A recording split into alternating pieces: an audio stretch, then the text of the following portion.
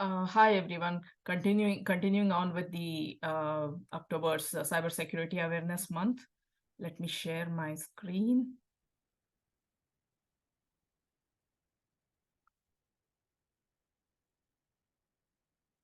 Here we go.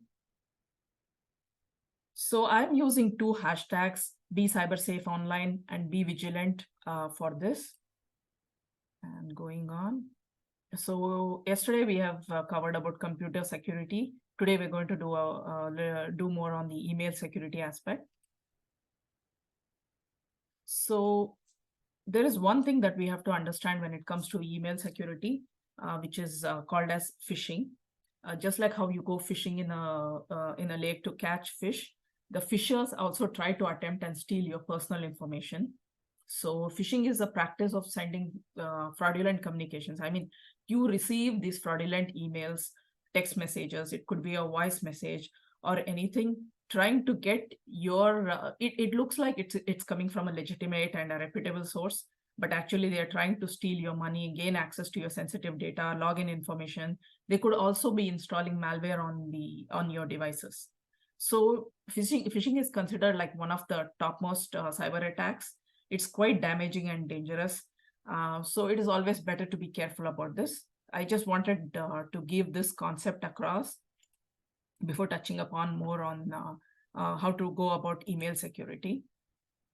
So one thing is when you should know and recognize phishing emails.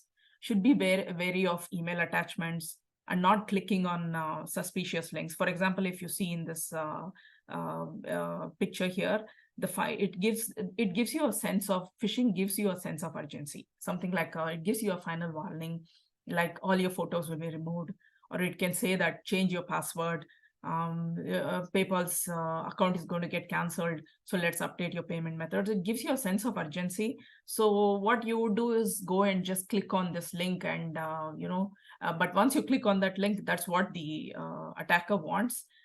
Then he has captured your information, your password, and he would have captured your or he would have installed some malware on your machine, so that would through which he can extract other information. So it is always better to be careful about clicking links. And we all get a lot of spam in our emails. So these spam is where these phishing emails could be coming in. And so to avoid that, you should enable email filters and spam blockers. This is an example I've shown for how you can do it in Gmail. You can click on this cog-shaped wheel, which is actually the settings. And when you bring up the settings, you can just go to the filters and blocked addresses. There you can set up filters for any of your incoming mails. You know that this is going to be a block, this is a spam mail. You can just go and put a filter on that. And any email addresses also you can block here. So as I was saying, even for your computer security, you have to set strong passwords. The same thing applies to email IDs too. So better have strong passwords. You can use password management apps like LastPass or 1Password to get more stronger passwords. Then don't reuse your passwords across accounts. Even I have made the mistake of using the same password for my Yahoo, for my Gmail, and for my Hotmail. But it was later on that I realized, and I changed everything, and now everything is different. And don't use business email for personal use, and vice versa. I mean, sometimes companies don't allow your personal email to be accessible inside their infrastructures. So that's when we would want to use a business email for some of our personal users. But it's advisable not to, because if some email comes to the business email, which is your personal, and if you just click on that link, it could just unnecessarily create problems. So vice versa too. So just be careful about that. Also, one more thing that I have not mentioned here is about using two-factor authentication or multi-factor authentication for your email accounts. It is always good to have that.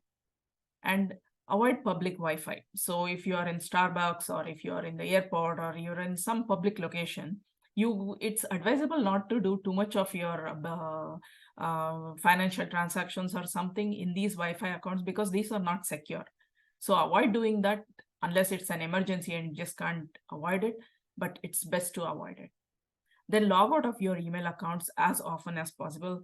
I mean, there is no point in keeping it open, so it's best to keep it log out, and when you need it, you can log in again anytime. I know it's irritating. Even I get irritated that each time I have to, like put in, but there are authentication methods by which it avoids, now with passwordless access and things like that. It avoids logging into the account in the same way always. Then privacy centered email, the one of the privacy centered email service provider is Proton Mail. They are very much, I mean, it gives you a lot of privacy options. So you could use this kind of emails too if you don't want to go for, public emails like Hotmail or Gmail. So that ends my session for the email security for today. That's all for today. See you guys tomorrow. Tomorrow I'll be covering about web browser security. So let me stop here.